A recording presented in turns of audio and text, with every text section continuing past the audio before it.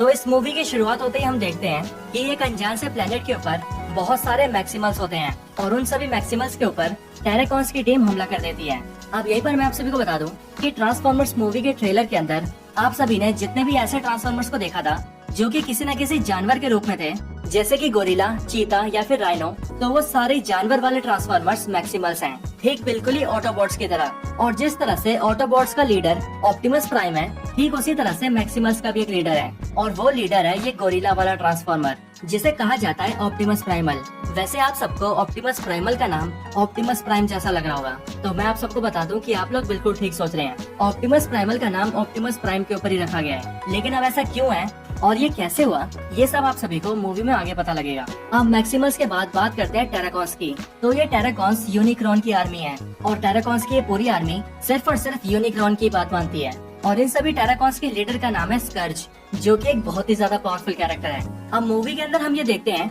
कि इस अनजान से प्लेनेट के ऊपर जहाँ पर मैक्सिमल्स रहते हैं, वहाँ पर यूनिक्रॉन अपनी टीम के साथ मिलकर, यानी कि सारे टेराकॉन्स के साथ मिलकर उन सब के ऊपर अटैक कर देता है। और क्योंकि यूनिक्रॉन खुद एक प्लेनेट से भी ज्यादा बड़ा है, इसीलिए वो इस प्लेनेट के अंदर टेराकॉन्स को भेजता है ताकि टेराकॉन्स मैक्सिमल्स के हाथों से एक की को ले आए, एक ऐसी की यानी कि एक ऐसी चाबी जो कि यूनिक्रॉन को चाहिए। और अगर यूनिक्रॉन ने इस चाबी को हासिल कर लिया तो फिर वो इस चाबी की मदद से टाइम और स्पेस के एक पोर्टल को खोल सकता है, और फिर वो उस पोर्टल के जरिए किसी भी प्लेनेट के पास जा सकता है और उस प्लेनेट को खा सकता है। इसके साथ ही इस पोर्टल के जरिए वो न सिर्फ पास्ट में जा सकता है बल्कि कई साल आगे फ्यूचर में भी जा सकता है। और ये तो आप सभी जानते हैं कि यूनिक्रॉन प्लैनेट्स को खाता है, बिल्कुल गैलेक्टस की तरह, और इसी से उसकी भूख शांत होती है। और मैक्सिमस ये जानते हैं कि अगर यूनिक्रॉन के हाथ में ये चाबी आ गई तो फिर वो पूरे यूनिवर्स को ही मिटा देगा, इसीलिए मैक्सिमल्स इस चाबी की हिफाजत कर रहे हैं। अब जब टेराकॉन्स मैक्सिमल्स के हाथों से चाबी लेने जाते हैं, तब उन दोनों आर्मीज के बीच बहुत खतरनाक फाइट होती है। लेकिन आखिर में मैक्सिमल्स का जो लीडर होता है, जिसका नाम ऑप्टिमस प्राइमल होता है, वो अपनी आर्मी के एक दूसरे किंग कॉन्ग को लीडर बनाता है और उसे नए ऑप्टिमस प्राइमल का दर्जा दे देता है। और फिर वो उसके हाथों में उस चाबी को रख देता है और फिर वो उनसे कहता है कि वो सारे एक साथ उस प्लेनेट से निकल जाएं। और जब तक वो लोग प्लेनेट से बाहर नहीं जाते, तब तक वो अकेला ही इन सारे टेराकॉन्स से फाइट करके उन्हें रोकेगा। अपने लीडर के ऑर्डर्स मिलते ही सारे के सारे मैक्सिमल्स एक बड़े से स्पेसशिप के अंदर बैठ जाते हैं और फिर वो उस चाबी को लेकर सीधा उस प्लेनेट से निकलकर सीधा अर्थ प्लेनेट में चले जाते हैं, जो कि उस प्लेनेट से बहुत दूर होता है। और उन्हें वहाँ से निकलने में टेराकॉन्स रोक ना पाए, इसके लिए सारे मैक्सिमल्स का ऑप्टिमस प्राइमल उन सब से अकेला ही फाइट करके उन्हें रोक रहा होता है। लेकिन उन सब से अकेले फाइट करने की वजह से टेराकॉन्स का लीडर यानी कि स्कर्ज उस ऑप्टिमस प्राइमल को जान से मार देता है, लेकिन उसकी पूरी आर्मी वहाँ से निकलने में कामयाब हो जाती है। ये देखकर यूनिक्रॉन को बहुत गुस्सा आता है और इसीलिए वह स्कर्ज से कहता है कि वो जल्दी से जल्दी जाए और उस चाबी को उसके पास लेकर आए। और फिर इसके बाद यूनिक्रॉन उस पूरे प्लेनेट को कंज्यूम कर लेता है। इसके ठीक बाद हमें अर्थ प्लेनेट का नजारा दिखता है, जहाँ पर साल चल रहा होता है 1994, यानी कि पिछली बम्बल मूवी से 7 साल आगे,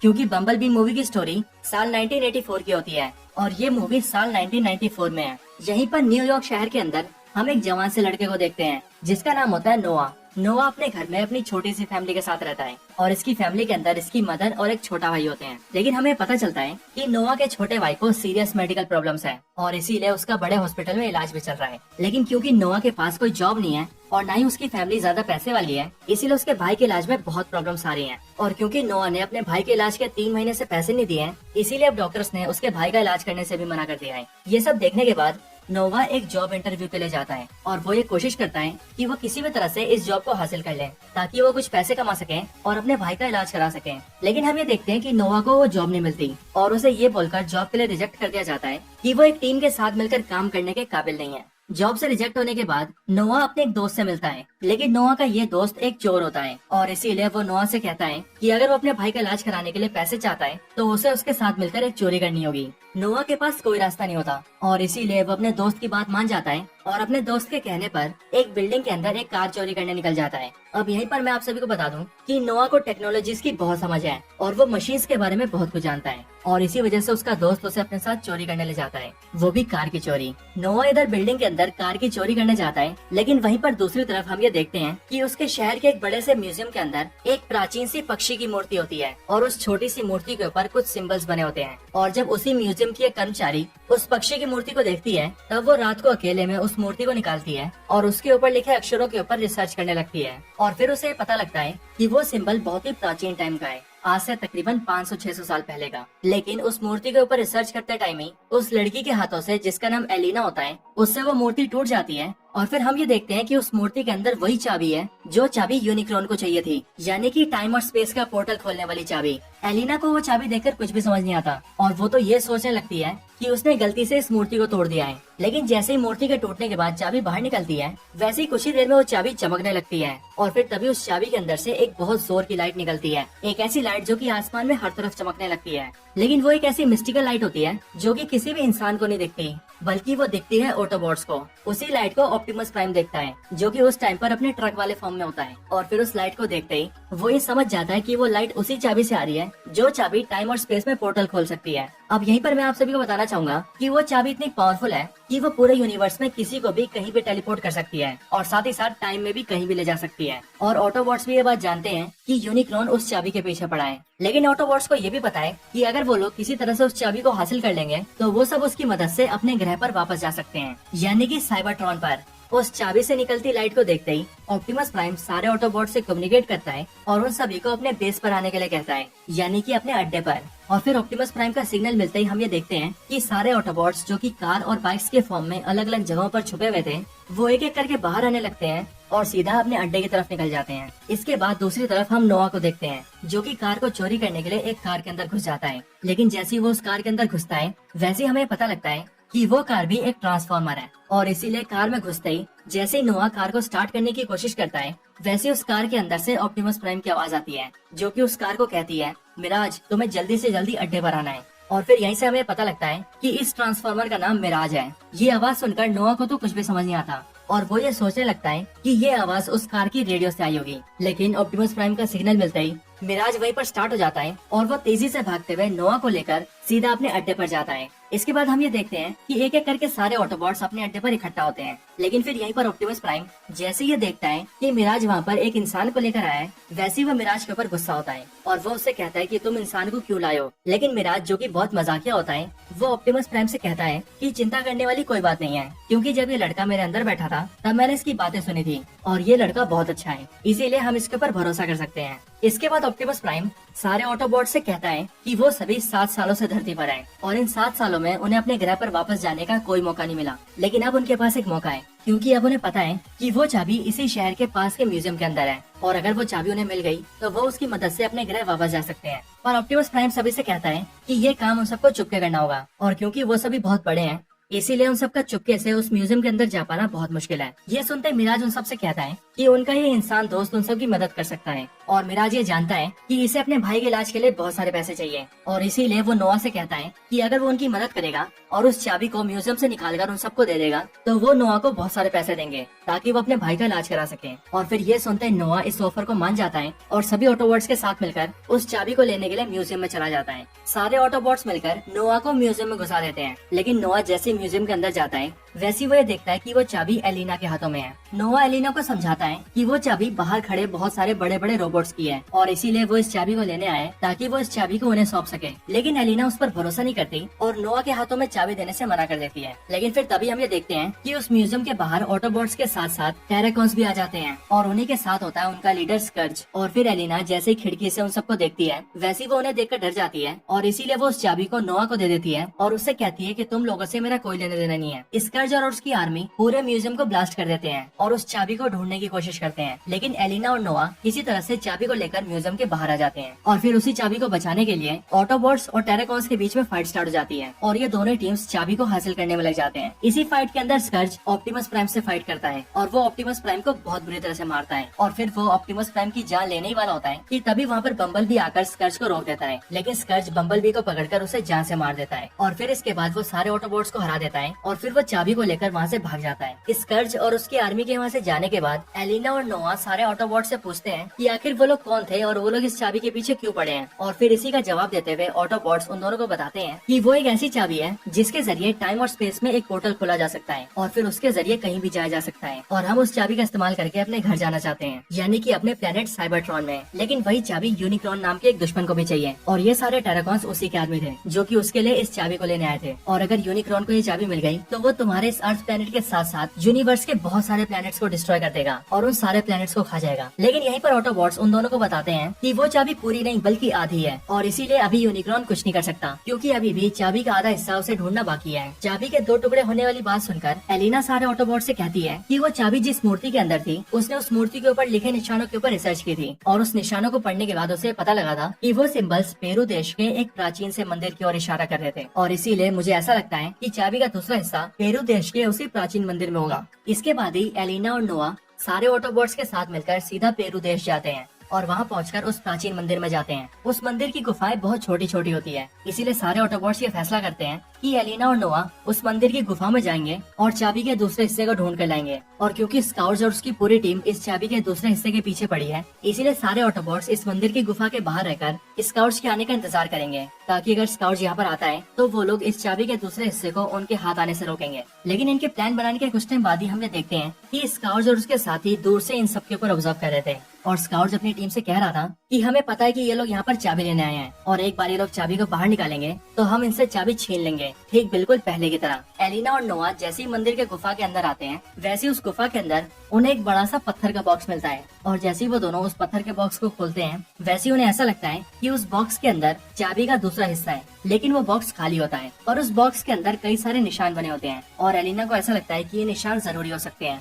इसीलिए वो उन निशानों को कॉपी कर लेती है और अपनी कॉपी के अंदर नोट डाउन कर लेती है। लेकिन गुफा के बाहर स्कर्ज अपनी आर्मी के साथ खड़ा होता है, और उसे ऐसा लगता है कि एलिना और नोआ को चाबी का दूसरा हिस्सा मिल गया है, और इसीलिए वो अपनी आर्मी के एक छोटे से मेंबर को उस गुफा के अंदर भेजता है, ताकि वो उन दोनों को मारकर चाबी के हिस्से को स्कर्ज के पास ले आए। लेकिन स्कर्ज की आर्मी का वो बंदा जैसे ही एलिना और नोआ के पास आता है, वैसे ही उसे देखकर नोआ अपने कम्युनिकेशन डिवाइस के जरिए मिराज को ये बता देता है कि वहाँ पर स्कर्ज अपनी आर्मी के साथ आ चुका है और उसके एक बंदे ने उन पर अटैक कर दिया है। इसके बाद ही सारे ऑटोबॉट्स एक्टिव हो जाते हैं और वो वहाँ पर स्कर्ज और उसकी टीम को ढूंढकर उन्हें पेलने लगते हैं, और फिर ऑटोबॉट्स और टेराकॉन्स के बीच एक बार फिर से फाइट होने लगती है। इधर एलिना और नोआ स्कर्ज के भेजे हुए बंदे से बचते हुए गुफा से बाहर निकल जाते हैं, लेकिन वो गुफा के एक ऐसे रास्ते से बाहर आते हैं जो रास्ता उन्हें सीधा जंगल की तरफ ले जाता है। पर वो लोग जैसे ही जंगल में पहुंचते हैं, वैसे ही उन दोनों को कई सारे मैक्सिमल्स घेर लेते हैं, और उन सारे मैक्सिमल्स में होता है गोरिल्ला ट्रांसफॉर्मर यानी कि ऑप्टिमस प्राइमल, चीटोर जो कि एक चीता ट्रांसफॉर्मर है, और राइनोक्स जो कि एक राइनो ट्रांसफॉर्मर है। लेकिन तभी वहाँ पर सारे ऑटोबॉट्स भी आ जाते हैं, और ऑप्टिमस प्राइम वहाँ पर आकर मैक्सिमल्स के सामने आ जाता है, और वो उन सबसे कहता है कि ये दोनों हमारे दोस्त हैं, इसीलिए इन्हें नुकसान पहुँचाने की सोचना भी मत। इसके बाद ऐसा लगता है कि उन दोनों टीम्स के बीच फाइट स्टार्ट होने वाली है, और मैक्सिमल्स और ऑटोबॉट्स एक दूसरे से लड़ने वाले हैं। लेकिन वो सब आपस में लड़ते हैं कि उससे पहले ही वहाँ पर एरिजोर आती है, जो कि एक ऐसी ट्रांसफॉर्मर होती है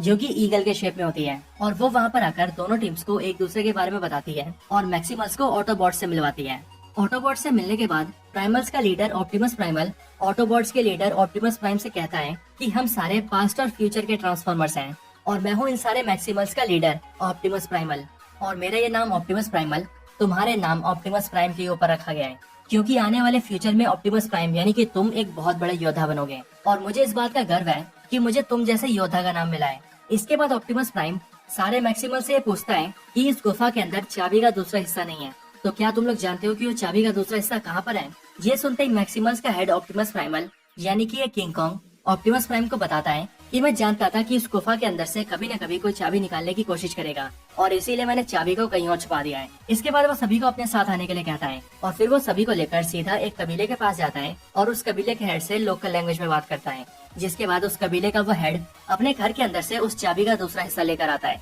और फिर वो चाबी के दूसरे हिस्से को लेकर ऑप्टिमस प्राइमल सभी को बताता है कि वो सब इस कबीले के साथ काफी टाइम से रह रहे हैं, और इसीलिए उन सबको इस कबीले के ऊपर भरोसा है, और इसी वजह से उसने चाबी को भी यहीं पर छुपाया था। चाबी के दूसरे हिस्से को लेने के बाद वो सभी वहाँ से जा रहे होते हैं, लेकिन फिर तभी उनके ऊपर स्कर्ज अपनी टीम के साथ अटैक कर देता है, और फिर उन सबके बीच फाइट स्टार्ट हो जाती है। इस हमले को देखकर ऑप्टिमस प्राइम और ऑप्टिमस प्राइमल दोनों मिलकर चाबी के दूसरे हिस्से को नोआ के हाथों में सौंप देते हैं, और वो एलिना और नोआ से कहते हैं कि वो दोनों इस चाबी के दूसरे हिस्से को लेकर यहाँ से बहुत दूर भाग जाएं। बाकी तब तक स्कर्ज और उसकी टीम को वो लोग संभाल लेंगे। लेकिन इसी लड़ाई के दौरान एराजोर जो कि ईगल ट्रांसफॉर्मर है, वो स्कर्ज से जाकर फाइट करती है, लेकिन फाइट के दौरान ही स्कर्ज एराजोर के ऊपर एक डिवाइस फेंक कर मारता है, और उस डिवाइस के लगते ही एराजोर काफी ज्यादा जख्मी हो जाती है। लेकिन असल में वो एक ऐसा डिवाइस होता है जिसके जरिए स्कर्ज एराजोर के ऊपर हावी होने लगता है और वो उसके दिमाग को अपने कंट्रोल में करने लगता है। इस फाइट के अंदर ऑटोबॉट्स और मैक्सिमल्स मिलकर स्कर्ज और उसकी टीम को दूर भगा देते हैं। इसके बाद हम ये देखते हैं कि एलिना और नोआ दोनों मिलकर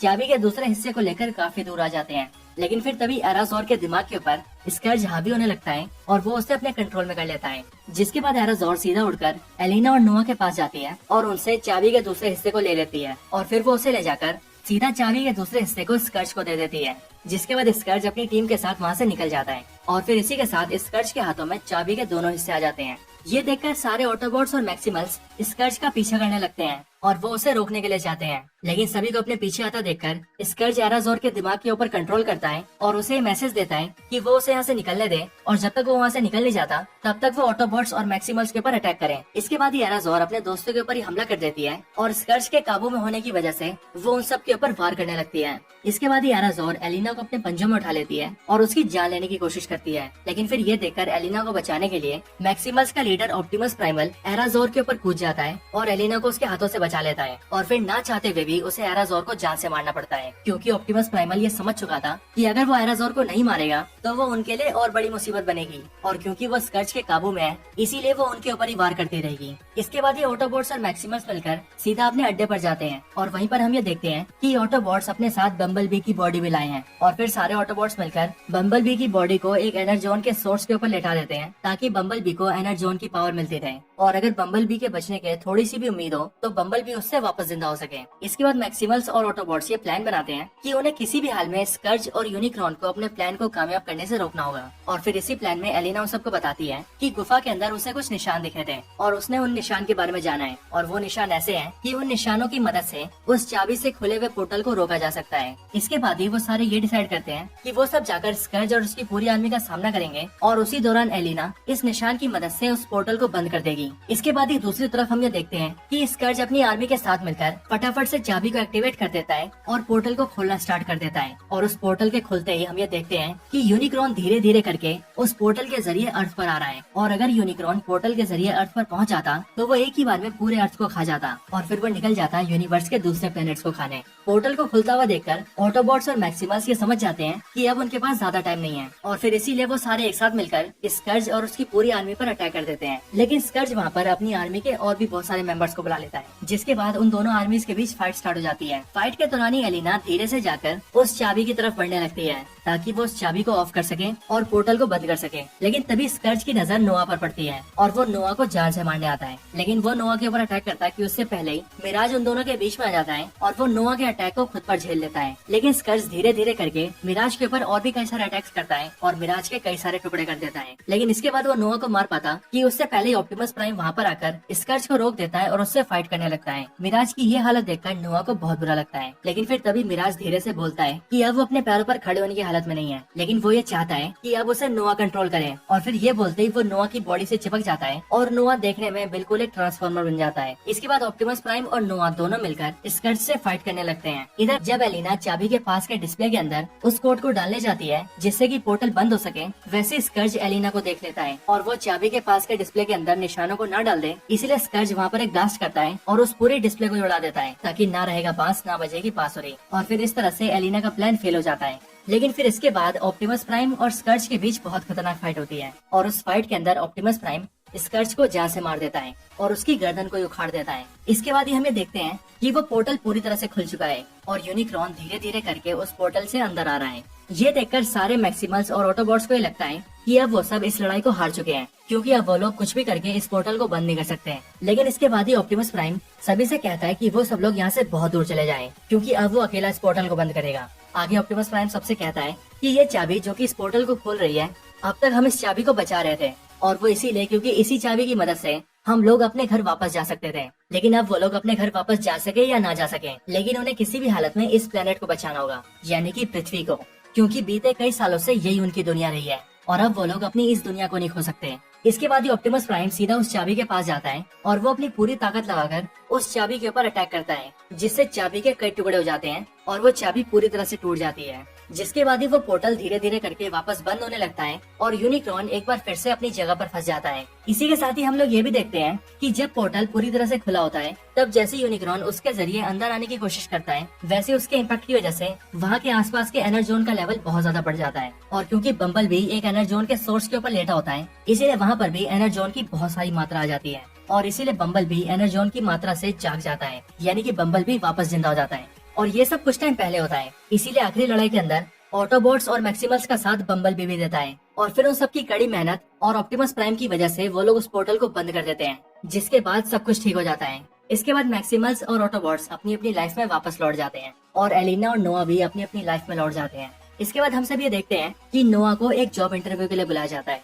और वहाँ पहुँचने के बाद एक ऑफिसर नोआ से कहता है कि वो ऑफिसर एक सीक्रेट ऑर्गेनाइजेशन से जुड़ा हुआ है, एक ऐसी ऑर्गेनाइजेशन जो कि अर्थ के बाहर होने वाले गतिविधियों पर ध्यान रखती है और इसीलिए उसे पता है कि अभी कुछ टाइम पहले अर्थ पर क्या क्या हुआ था। और वो ये भी जानता है कि नोआ ने किस तरह बहादुरी दिखाकर दुनिया को बचाने में ऑटोबॉट्स और मैक्सिमल्स का साथ दिया है। और फिर इसीलिए वो ऑफिसर नोआ से कहता है कि वो उसे ऑफर करता है कि वो उनके साथ ज्वाइन हो जाए और साथ ही साथ नोआ अपने बड़े दोस्तों को भी उनके साथ ज्वाइन करे, यानी कि ऑटोबॉट्स और मैक्सिमल्स को। इसके बाद वो ऑफिसर नोआ से कहता है कि इस जॉब के अंदर उसे काफी अच्छे पैसे मिलेंगे और वो ये भी जानते हैं कि उसके भाई की मेडिकल कंडीशंस ठीक नहीं है, इसीलिए वो लोग उसके भाई का भी इलाज कराएंगे, वो भी वर्ल्ड के बेस्ट डॉक्टर से। इसके बाद ये मूवी एंड हो जाती है और फिर हमें एक क्रेडिट सीन दिखता है जिसके अंदर हम ये देखते हैं कि नोआ ने अपने दोस्त के साथ मिलकर मिराज के सारे टूटे फूटे पार्ट्स को इकट्ठा कर लिया है और फिर उन सारे पार्ट्स को जोड़ने के बाद वो मिराज को ठीक कर देता है, जिसके बाद मिराज अपने प्रॉपर फॉर्म में आ जाता है और हमें दिखता है कि मिराज एक बार फिर से बिल्कुल ठीक हो चुका है। और फिर इसके बाद ही ये मूवी यहीं पर एंड हो जाती है। तो दोस्तों यही थी video transformers rise of the beast movie के ऊपर। आपको इस मूवी की कंप्लीट स्टोरी और हमारा एक्सप्लेनेशन कैसा लगा ये आप हमें कमेंट्स में बता सकते हैं। साथ ही साथ आप सभी ट्रांसफॉर्मर्स के टॉपिक के ऊपर अगली वीडियो कौन सी देखना चाहते हैं आप कमेंट्स में वो भी बता सकते हैं। इसके साथ ही अगर आप सबको ये वीडियो पसंद आई हो तो आप सभी वीडियो को लाइक जरूर करें और हमारे चैनल को सब्सक्राइब नहीं किया है तो अभी कभी सब्सक्राइब भी कर लें। बाकी मैं आप सबसे मिलता हूँ ऐसे किसी और बेहतरीन वीडियो में, तब तक के लिए गुड बाय।